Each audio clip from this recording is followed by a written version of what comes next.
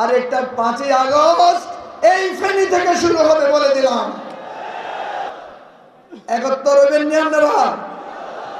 Eagle মার্কা, দাড়িপাল্লা, এই দুই মার্কা আমরা একতাবদ্ধ হব কিনা? আমাদের কোনো ভেদাভেদ নাই। ফেনীর মানুষ যদি এক হয়, আলো আসবেই। আমরা ঐক্যবদ্ধ বাংলাদেশ চাই, ঐক্যবদ্ধ ফেনী করতে চাই। একটা ওয়াদা আপনাদেরকে দিতে চাই, এই কাজ করতে গেলে আমাদের ভুল হবে, হবে কিনা? কিন্তু আমরা কি ভুলের মধ্যে থাকবো? আমরা ভুল ধরিয়ে দিলে আমরা নিজেদেরকে সংশোধন করব। এটাই আমাদের রাজনীতি। নির্বাচন নিয়ে যারা টান বাহানা করতে চাচ্ছেন, যদি করেন, আর একটা 5ই আগস্ট এই ফেনী থেকে শুরু হবে বলে দিলাম। সংগ্রামী সাথী ও বন্ধুগণ, শেষ কথা, একদম শেষ। রহিম ভাই যদি খায় দিচ্ছে, সতর্কতা,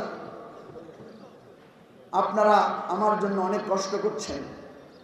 পরশুদিন রাত্রে ফেনী শহরে 2 ঘন্টা মিছিল করে আমি দেখেছি একজন ভাইয়ের মুখ মলিন হয় নাই।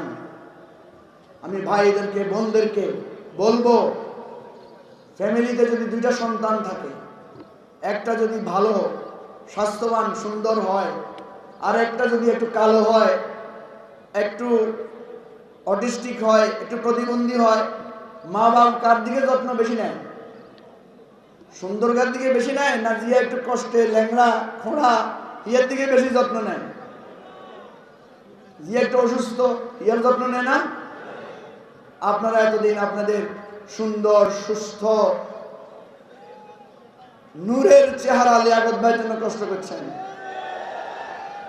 এমন ল্যাংড়া খোড়া একটা কালা মানুষই আইছে, যত্ন কি কম নিবেন, সমান নিবেন না বেশি নিবেন? আমি কি দাবি করতে পারি কিনা আপনাদের চেয়ে বেশি? আগে যদি 2 ঘন্টা কাজ করতেন, এখন আধা ঘন্টা করবেন নাকি? কয় ঘন্টা করবেন? 4 ঘন্টা করবেন নি? ইনশাআল্লাহ। আমি মনে করি যদি আমরা সবাই মিলে আমাদের 3টা আসনে কাজ করি, ফেনীর 3টা আসনই আমরা জাতীয় উন্নয়নের জন্য উপহার দিতে পারবো।